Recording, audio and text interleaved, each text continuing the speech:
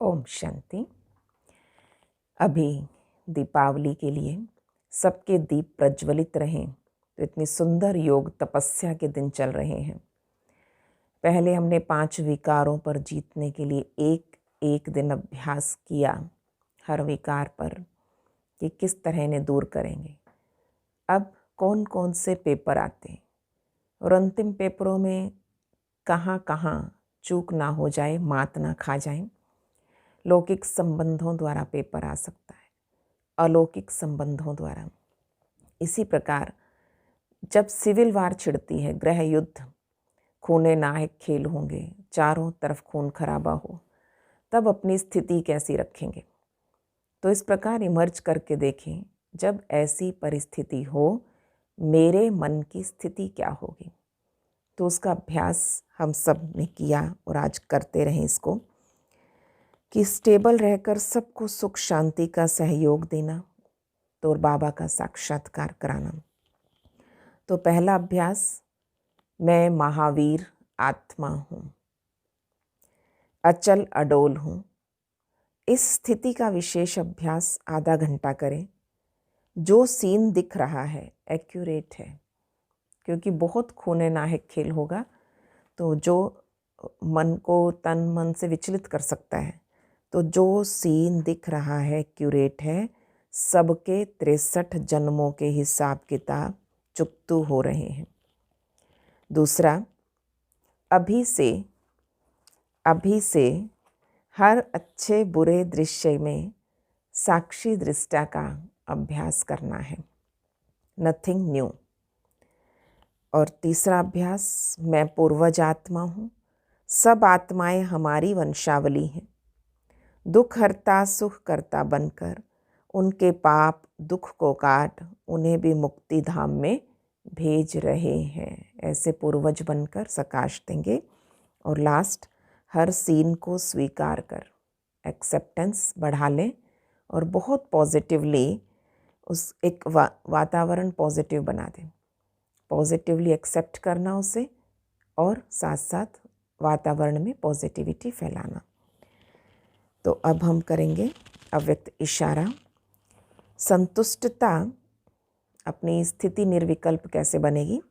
संतुष्टता ज्ञान की सब्जेक्ट का प्रत्यक्ष प्रमाण है। संतुष्टता सदा निर्विकल्प एक रस के विजयी आसन की अधिकारी बना देती है। अभ्यास करो 1 सेकंड में निर्विकल्प निर्व्यर्थ संकल्प बन एकाग्र, एक बाबा दूसरा ना कोई। इस एक ही संकल्प में एकाग्र होकर बैठ जाएं और कोई संकल्प ना हो। सदा बुद्धि में रहे, मुझे निर्विघ्न और निर्विकल्प बनना ही है, इसमें रेस करो। तो अभी हम बाबा के साकार महावाक्य सुनेंगे। मीठे बच्चे, तुम अभी गॉडली सर्विस पर हो। तुम्हें सबको सुख का रास्ता बताना है, स्कॉलरशिप लेने का पुरुषार्थ करना है। प्रश्न है, तुम बच्चों की बुद्धि में जब ज्ञान की अच्छी धारणा हो जाती है तो कौन सा डर निकल जाता है। तुम बच्चों की बुद्धि में जब ज्ञान की अच्छी धारणा हो जाती है तो कौन सा डर निकल जाता है। उत्तर, भक्ति में जो डर रहता है कि गुरु हमें श्राप ना दे देवे, ये डर ज्ञान में आने से, ज्ञान की धारणा करने से निकल जाता है। क्योंकि ज्ञान मार्ग में श्राप कोई दे ना सके। परमात्मा कल्याणकारी हमारा पिता, तो माता पिता कहाँ श्राप देते।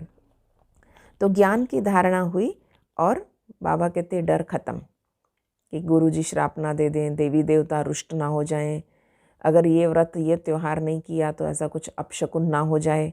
ये सारी भक्ति के डर थे और भक्ति डर के ही करते थे। तो जब ज्ञान की धारणा हो जाती तो भक्ति का डर खत्म हो जाता है। रावण श्राप देता है, बाप वर्षा देते हैं। रिद्धि सिद्धि सीखने वाले ऐसा तंग करने का, दुख देने का काम करते हैं। भक्ति में ऐसा अपनी रिद्धि सिद्धियों का नेगेटिव यूज़ भी करते हैं। रिद्धि सिद्धि सीखने वाले ऐसा तंग करने का, श्रापित करने का, तंग करने का, दुख देने का काम करते। पर ज्ञान में तो तुम बच्चे सबको सुख पहुंचाते हो। ओम शांति। मीठे मीठे रूहानी बच्चों प्रति रूहानी बाप बैठ समझाते, तुम सब पहले आत्मा हो, ये पक्का निश्चय रखना है। बच्चे जानते हैं हम आत्माएं परमधाम से आती हैं, यहाँ शरीर लेकर पार्ट बजाने। आत्मा ही पार्ट बजाती है। मनुष्य फिर समझते हैं शरीर ही पार्ट बजाता, पर यह बड़े से बड़ी भूल है, जिस कारण आत्मा को कोई जानते ही नहीं। इस आवागमन में हम आत्माएं आती जाती हैं, इस बात को तो भूल ही जाते हैं कि आत्मा पार्ट बजा रही है, आत्मा आवागमन में आ रही है, जा रही है, तो आत्म अभिमानी बनना पड़े। यह बात भी कोई नहीं जानता। बाबा ही समझाते आत्मा कैसे पार्ट बजाती। मनुष्य के मैक्सिमम 84 जन्मों से लेकर मिनिमम कितने जन्म, ज़्यादा से ज़्यादा 84, मिनिमम 1-2 जन्म भी आत्मा ले सकती। आत्मा को पुनर्जन्म तो लेते रहना है। इससे सिद्ध होता है बहुत जन्म लेने वाला बहुत पुनर्जन्म लेते, थोड़े जन्म लेने वाला कम पुनर्जन्म लेगा। जो द्वापर में आएंगे तो उनके 50-60 ही जन्म होंगे, जो कलयुग में आए हैं उनके 30-40 जन्म होंगे। तो इसलिए बाबा कहते हैं कि जो ज़्यादा लेट पार्ट शुरू होगा तो पुनर्जन्म कम होगा। जैसे नाटक में कोई का शुरू से पिछाड़ी तक पार्ट होता है और कोई का थोड़ा पार्ट होता है, ये कोई मनुष्य नहीं जानते। आत्मा अपने को ही नहीं जानती तो अपने बाप को कैसे जाने। आत्मा की बात है ना, बाप है आत्माओं का। श्री कृष्ण तो आत्माओं का बाप है नहीं, तो निराकार को ही पिता कहते हैं। साकार में उनको पहचाना जाता। श्री कृष्ण की तो एक साकार पहचान है। आत्मा तो सबकी है, हर एक आत्मा में पार्ट तो नोंधा हुआ है। ये बातें तुम्हारे में भी नंबरवार पुरुषार्थ अनुसार है जो समझा सकते हैं। अभी तुम बच्चे जानते हो हम आत्माओं ने 84 जन्म कैसे लिए। ऐसा नहीं कि आत्मा सो परमात्मा, नहीं। बाप ने समझाया हम आत्मा पहले सो देवता बनते हैं। अभी पतित तमो प्रधान है, फिर सतो प्रधान पावन बनना है। बाप आते ही तब है जब सृष्टि पुरानी हो जाती है। बाप आकर पुरानी को नया बनाते हैं। इसीलिए सब ये अंतिम समय के पेपर कह रहे हैं, पर है तो ये सारा कार्य स्थापना का, सारी सृष्टि परिवर्तन का कार्य, चाहे वो ग्रह युद्ध हो और चाहे वो इंटरनेशनल वॉर हो। इस तरह दुनिया में बॉम्ब्स, ये सब बड़े बड़े अणु परमाणु युद्धों की तैयारी तो है, तो ये स्थापना की बातें। नई सृष्टि स्थापन करते हैं बाबा आकर, पुरानी को नया बनाते। नई दुनिया में है ही आदि सनातन देवी देवता धर्म। उन्हों के लिए कहेंगे पहले कलयुगी शूद्र धर्म वाले थे, अब प्रजापिता ब्रह्मा के मुख वंशावली बनकर ब्राह्मण बने। ब्राह्मण कुल में आते हो। ब्राह्मण कुल की डायनेस्टी नहीं होती। ब्राह्मण कुल, यहाँ कुल कहा जा रहा है, ये राजाई नहीं है। इस समय भारत में ना ब्राह्मण कुल राजाई कर रहा, ना ही शूद्र कुल, दोनों की राजाई नहीं है। फिर भी उनका प्रजा पे प्रजा का राज्य तो चलता है। जो शूद्र कुल है, कौरव वंशावली बाबा कहते थे, तो शूद्रों का बाबा कहते प्रजा का प्रजा पे राज हो गया। राजाओं वाला तो सिस्टम ही खत्म। तुम ब्राह्मणों का कोई राज्य नहीं, तुम स्टूडेंट पढ़ते हो, बाबा तुमको समझाते हैं ये 84 का चक्र कैसे फिरता है। सतयुग, त्रेता, द्वापर, कलयुग, फिर होता है संगम युग। इस संगम युग जैसी महिमा और कोई युग की है नहीं। ये है पुरुषोत्तम संगम युग। तो सतयुग में, जो सतयुग से त्रेता में आते हैं तो 2 कला कम हो जाती है, उसकी क्या महिमा करेंगे? महिमा थोड़ी होगी उसकी। कलयुग को कहते हैं पुरानी दुनिया, और अब नई दुनिया स्थापन होती है जहाँ देवी देवताओं का राज्य होता है। वो पुरुषोत्तम थे, इसे कहते पुरुषोत्तम संगम युग। जब सतयुग से त्रेता आएगा तो पुरुषोत्तम थोड़ी बनेंगे, थोड़ी थोड़ी गिरावट शुरू हो जाएगी। पर कलयुग से सतयुग, ड्रास्टिक चेंज, परिवर्तन आ रहा है दुनिया में, तो वो शुभ परिवर्तन है, तो इसे कहते पुरुषोत्तम। फिर कला कम होते होते कनिष्ठ शुद्र बुद्धि बन जाते, उनको पत्थर बुद्धि भी कहा जाता। ऐसे पत्थर बुद्धि बन जाते जो जिसकी पूजा कर रहे हैं उसकी जीवन कहानी भी नहीं जानते।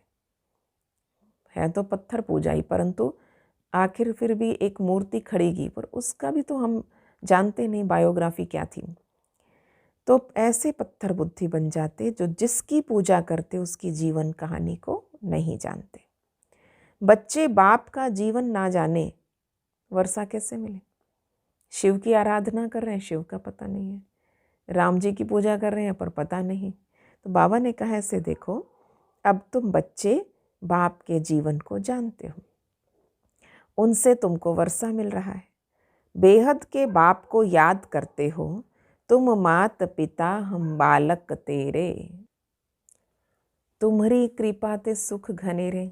जब ऐसा मात पिता का गायन करते कहते हो तो जरूर वो बाप आया ही होगा ना, तभी तो सुख घनेरे दिए होंगे। तो बाबा कहते मैं आया हूँ अथाह सुख तुम बच्चों को देता हूँ। बच्चों की बुद्धि में ये नॉलेज अच्छी रीति रहनी चाहिए, इसलिए तुम स्वदर्शन चक्रधारी बनते हो। तुमको अब ज्ञान का तीसरा नेत्र मिला। तुम जानते हो हम सो देवता बनते हैं, अब शूद्र से ब्राह्मण बने। कलयुगी ब्राह्मण भी है तो सही ना, कहते तो ब्राह्मण है उन्हें। वो ब्राह्मण लोग जानते नहीं हैं कि हमारा धर्म अथवा ये कुल कब स्थापन हुआ, क्योंकि वो कलयुगी हैं और तुम अभी डायरेक्ट प्रजापिता ब्रह्मा की संतान बने हो। तो अब हम अपने आप को ब्राह्मण कहलाते हैं क्योंकि हमें ब्रह्मा की हिस्ट्री ज्योग्राफी समझ आ गई है, कैसे परमात्मा चेंज कर रहा है, परिवर्तन कर रहा है, ये पता है। तो तुम तो डायरेक्ट प्रजापिता ब्रह्मा की संतान बने और सबसे उच्च कोटि के हो, उच्च कोटि के ब्राह्मण। बाबा बैठ तुम्हारी पढ़ाई की सर्विस, संभालने की सर्विस, श्रृंगारने की सर्विस करते हैं। बाबा की क्या सेवा है? बाबा हमें पढ़ाने की सेवा भी करते, संभालने की भी और श्रृंगारने की। तुम भी हो ऑन गॉडली सर्विस ओनली। बाबा हमारी सर्विस पे, हम उसकी सर्विस पे। तुम हो on godly service only. God father भी कहते हम आए हैं सब बच्चों की सर्विस में। बच्चों को सुख का रास्ता बताना है। बाबा कहते अब घर चलो। मनुष्य भक्ति भी करते हैं मुक्ति के लिए। जरूर जीवन में बंधन है तो बाबा आकर इन दुखों से छुड़ाते हैं। तुम बच्चे जानते हो त्राही त्राही करेंगे, हाहाकार के बाद जय जयकार होनी है। अब तुम्हारी बुद्धि में है कितनी हाय हाय करेंगे। अब नेचुरल कैलेमिटीज़ आदि होंगी। यूरोप वासी यादव भी हैं और बाबा ने समझाया यूरोप वासियों को यादव कहा जाता। दिखाते हैं ना कि पेट से मूसल निकले, उन्हें श्राप मिला था यादवों को, तो उसने कहा तुम्हारे पेट से जो होगा वो विनाशी करेगा तुम्हारे कुल का। तो बाबा ने कहा ऐसी कहानियाँ बनी थी। अब श्राप आदि की बात नहीं, ये तो ड्रामा है। बाबा वर्षा देते हैं, रावण श्राप देते, ये एक खेल बना है। बाकी श्राप देने वाले तो दूसरे मनुष्य होते, भगवान तो श्रापित नहीं करेगा। बाबा ने कहा विकारों ने तुम्हें श्रापित कर दिया था, रावण ने। उस श्राप को उतारने वाले भी होते हैं। अगर दुनिया में कोई ऐसे टोटके होते हैं ना, किसी ने बुरा करने के लिए कुछ किया तो फिर उसके लिए दूसरा टोटका भी होता है। तो किसी ने श्राप दिया तो श्राप उतारने की भी कोई विधि होती है दुनिया में। पर गुरु गोसाई आदि से भी मनुष्य लोग डरते हैं कि कोई श्राप ना दे देवे, गुरु जी क्रोधित ना हो जाए, रुष्ट ना हो जाए, तो कितना डर है। वास्तव में ज्ञान मार्ग में श्राप कोई दे ना सके। सतगुरु है ना, सतगुरु कल्याणकारी होता है। ज्ञान मार्ग और भक्ति मार्ग में अब श्राप की कोई बात ही नहीं। जो रिद्धि सिद्धि आदि सीखते हैं वो श्राप देते हैं, लोगों को बहुत दुखी करते हैं और पैसे भी बहुत कमाते हैं। तो भक्त लोग ये काम नहीं करते। भक्ति भी बहुत अच्छे दर्जे की होती है ना, तो भक्त ऐसे काम नहीं करेंगे। उन्हें भगवान का एक डर रहता है, इसलिए वो दूसरों का भला करो भला करो बस। बाबा ने ये समझाया संगम के साथ कौन सा अक्षर डालना है? पुरुषोत्तम। पुरुषोत्तम अक्षर जरूर लिखो। त्रिमूर्ति अक्षर भी जरूर लिखना है और प्रजापिता अक्षर भी जरूरी है, क्योंकि ब्रह्मा नाम भी बहुतों के हैं। प्रजापिता अक्षर लिखेंगे तो समझेंगे साकार में प्रजापिता ठहरा। सिर्फ ब्रह्मा लिखने से सूक्ष्म वतन वाला समझ लेते हैं, तो इसलिए प्रजापिता ब्रह्मा कहोगे तो साकार वतन की यहाँ की फीलिंग आएगी कि भगवान इनके तन में बैठ के समझा रहे हैं। सिर्फ ब्रह्मा कहते हो तो सूक्ष्म वतन वाला समझ लेते। ब्रह्मा विष्णु शंकर को भगवान कह देते हैं। प्रजापिता कहोगे तो समझा सकते हो कि प्रजापिता तो यहाँ है, इसी साकार दुनिया में। सूक्ष्म वतन में कैसे हो सकता है? विष्णु को तो दिखाते हैं ब्रह्मा की नाभि से निकला। तुम बच्चों को भी ज्ञान मिला है, नाभि आदि की कोई बात ही नहीं। ब्रह्मा सो विष्णु और विष्णु सो ब्रह्मा, ये कैसे बने?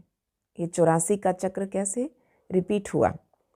सारे चक्र का ज्ञान तुम इन चित्रों से समझा सकते हो। बाबा ने गोले का, झाड़ का और सीढ़ी का, ये 3 चित्र मुख्य बनवाए, तो इस सीढ़ी के चित्र से समझ आ जाता है। बगैर चित्र समझाने में मेहनत लगती है। ब्रह्मा सो विष्णु, विष्णु सो ब्रह्मा बनते। लक्ष्मी नारायण 84 का चक्र लगाकर ही क्या बन गए? ब्रह्मा और सरस्वती। तो बाबा ने पहले से नाम दे दिए। जब भट्ठी बनी तो नाम दिए, फिर कितने चले गए। इसलिए समझाया है ब्राह्मणों की माला होती नहीं, क्योंकि ब्राह्मण है पुरुषार्थी, कभी नीचे कभी ऊपर, उनका पुरुषार्थ अप डाउन होता रहता है। इसलिए क्या माला बनाऊं इनकी, कभी इनको मैं पहले दूसरे नंबर पे रखता हूं तो पता लगता है इसके बाद हट गए। तो कभी नीचे कभी ऊपर होते रहते। ग्रहचारी बैठती है, बाबा तो जवाहरी था। मोतियों आदि की माला कैसे बनती है?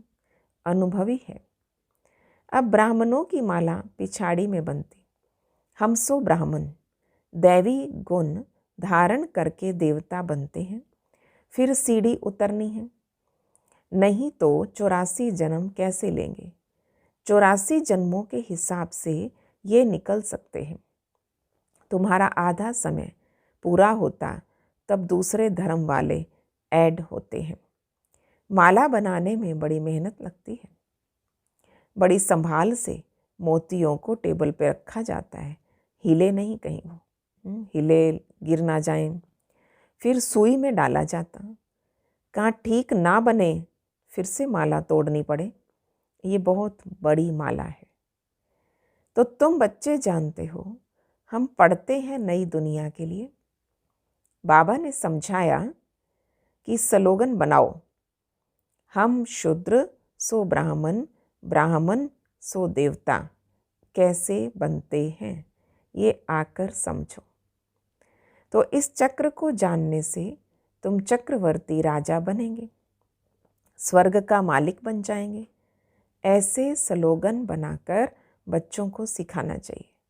शूद्र सो ब्राह्मण, ब्राह्मण सो देवता कैसे बनते हैं।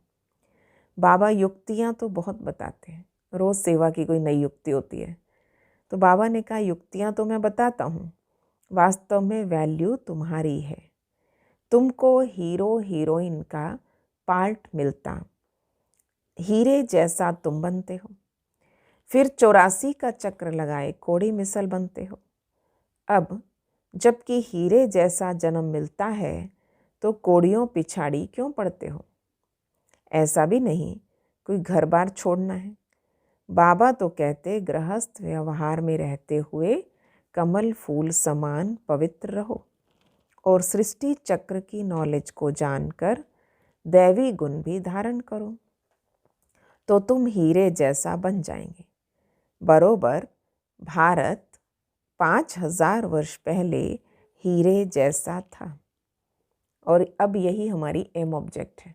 अब लक्ष्य बाबा ने ये दे दिया, ऐसा हीरे जैसा, ऐसा नारायण जैसा, लक्ष्मी जैसा बनना, ये एम ऑब्जेक्ट है। तो इस चित्र को, श्री लक्ष्मी नारायण के चित्र को बहुत महत्व देना है।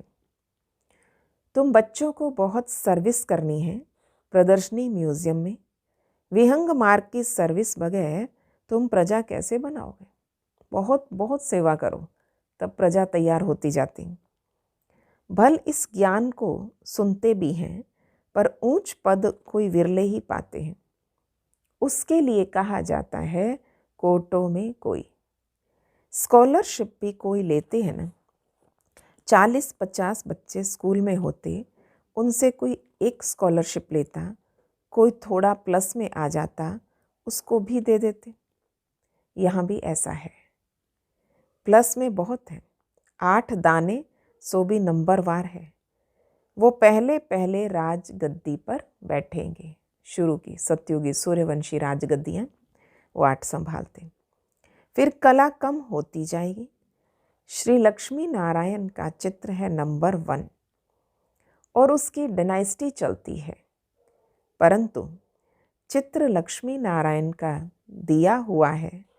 यहाँ तुम जानते हो चित्र तो बदलते जाते हैं।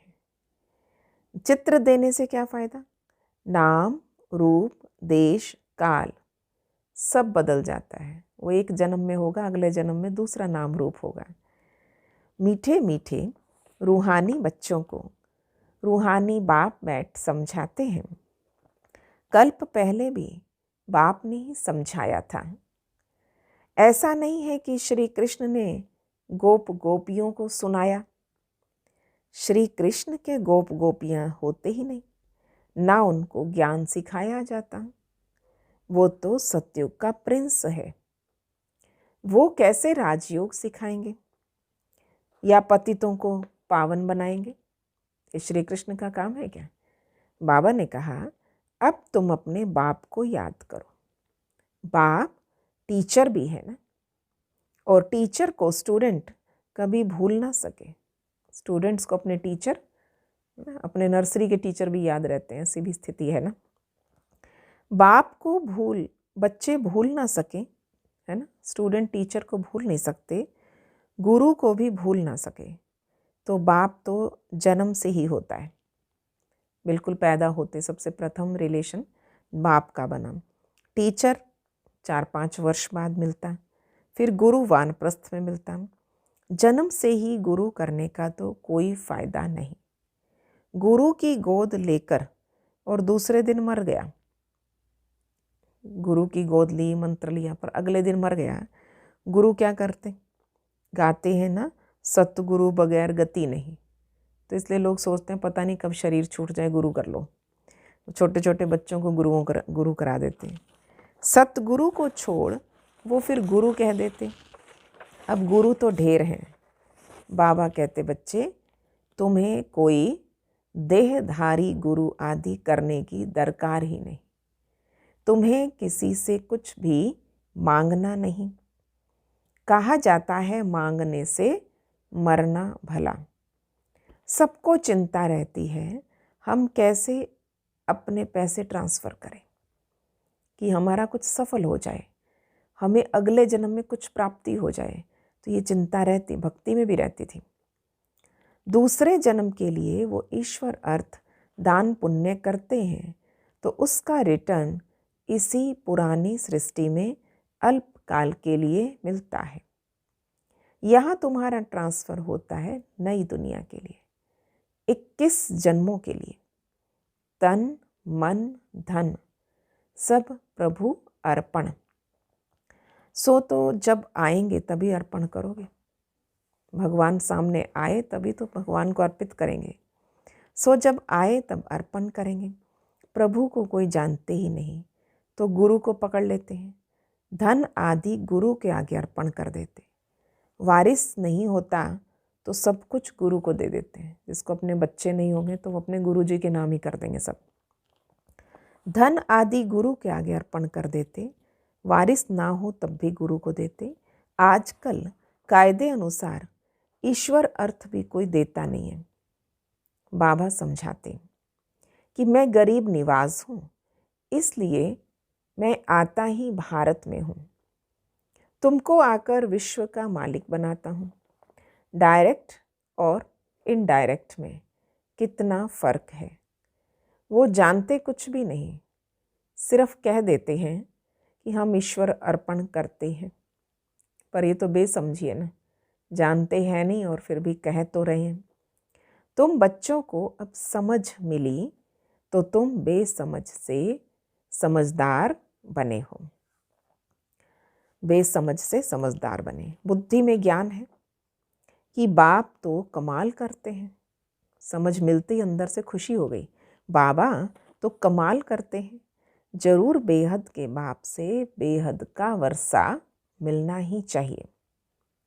बाबा से तुम वर्षा लेते हो सिर्फ दादा द्वारा, और दादा भी उनसे वर्षा ले रहे हैं। वर्षा देने वाला एक ही है, उसको ही याद करना है। बाबा कहते बच्चे मैं इनके बहुत जन्मों के अंत में आता हूँ, इसमें प्रवेश करके इसको भी पावन बनाता हूँ। पहले ब्रह्मा की आत्मा को तो इनको भी पावन बनाता हूँ, जो फिर फरिश्ता बन जाते।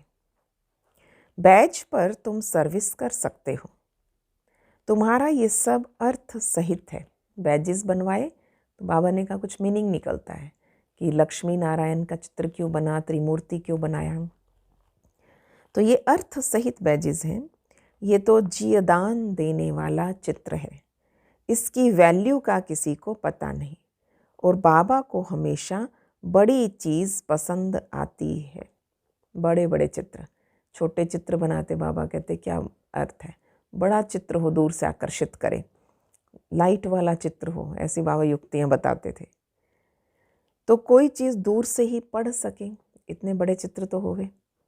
अच्छा, मीठे मीठे सिकी लधे बच्चों प्रति माता पिता बाप दादा का याद प्यार और गुड मॉर्निंग। रूहानी बाप की रूहानी बच्चों को नमस्ते। हम रूहानी बच्चों की रूहानी बाप दादा को नमस्ते जी, नमस्ते जी। गुड मॉर्निंग बाबा, शुक्रिया बाबा। धारणा की पहली बात, होमवर्क है आज का।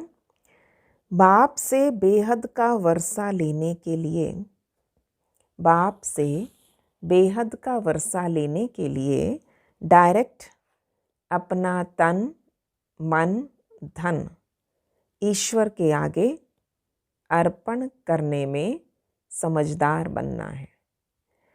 बाप से बेहद का वर्षा लेने के लिए डायरेक्ट अपना तन मन धन ईश्वर के आगे अर्पण करने में समझदार बनना है। अपना सब कुछ 21 जन्मों के लिए ट्रांसफ़र कर देना है।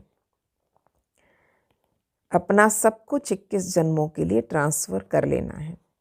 दूसरा, जैसे बाप पढ़ाने की, संभालने की, श्रृंगारने की सर्विस करते हैं, तो ऐसे ही बाप समान सर्विस करनी है हमें भी। और आत्माओं को पढ़ाना है, संभालना है, श्रृंगारना है। ठीक है, अब जैसी परिस्थितियाँ बदलती जा रही हैं ना, आत्माएं और कमज़ोर हो रही हैं, दुख और बढ़ रहे हैं, तो अब यही सेवा है, आत्माओं को पढ़ाना, संभालना और श्रृंगारना। जीवन बंध से निकाल, सबको जीवन मुक्ति में ले जाना है। आज का वरदान, बाबा ने बहुत सुंदर वरदान दिया, महीन पुरुषार्थी भव। तो बाबा का ऐसा वरदानी हाथ अपने सिर पर महसूस करें। सर्व खजानों की इकोनॉमी का बजट बनाने वाले महीन पुरुषार्थी भव। सर्व खजानों की इकोनॉमी का बजट बनाने वाले महीन पुरुषार्थी भव। जैसे लौकिक रीति में यदि इकोनॉमी वाला घर ना हो, थोड़ा बचत करके चलना, जहाँ जहाँ देखा जाता है ना वेस्ट हो रहा है कुछ, तो उसको बचाओ वहाँ से। तो बाबा ने कहा लौकिक रीति में यदि कोई इकोनॉमी वाला घर ना हो तो ठीक रीति से नहीं चल सकता। ऐसे यदि निमित्त बने हुए बच्चे इकोनॉमी वाले नहीं हैं तो सेंटर ठीक नहीं चलता। इसलिए बाबा पहले से इकोनॉमी का वरदान देकर ही निमित्त बनाता है। तो बाबा ने कहा बच्चे अगर निमित्त आत्माओं में इकोनॉमी ना हो तो फिर सेंटर ठीक नहीं चलता। वो हुई हद की प्रवृत्ति, वो भी एक घर गृहस्थी संभालनी, पर ये बेहद की प्रवृत्ति है, इतना बड़ा घर संभालना होता है। तो चेक करना चाहिए इकोनॉमी सबसे प्रथम किसकी, संकल्पों की। वेस्ट थॉट तो नहीं करते क्योंकि वातावरण बनाना हमने। तो संकल्प, बोल और शक्तियों में क्या क्या एक्स्ट्रा खर्च किया, ना थॉट वेस्ट करने ना बोल वेस्ट करने। शब्दों की इकोनॉमी भी चाहिए, एक्स्ट्रा बोलते रहेंगे तो किसकी एनर्जी खर्च हो रही है, फिर वातावरण क्या बन जाएगा। इसलिए बाबा ने कहा संकल्प, बोल, शक्तियों में क्या क्या एक्स्ट्रा खर्च किया। देखो जरा, जो सर्व खजानों की इकोनॉमी का बजट बनाकर उसी अनुसार चलते हैं उन्हें ही महीन पुरुषार्थी कहा जाता है। उनके संकल्प, बोल व कर्म, ज्ञान की शक्तियाँ कुछ भी व्यर्थ नहीं जा सकती। स्लोगन है, स्नेह के खजाने से माला माल बन, सबको स्नेह दो और स्नेह लो। स्नेह के खजाने से माला माल बन, सबको स्नेह दो और स्नेह लो। ओम शांति।